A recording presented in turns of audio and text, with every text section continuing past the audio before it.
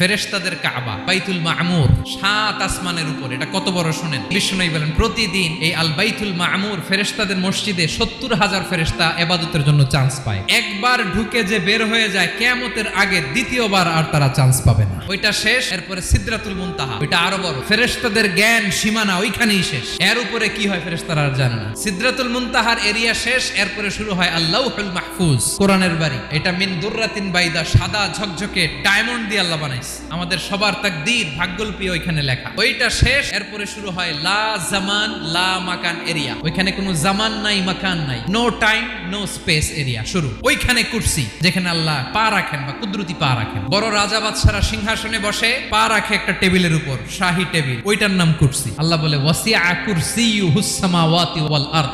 আল্লাহর এই কুরসিটা এতক্ষণ যা বললাম এই সবগুলার চাইতেও বড়।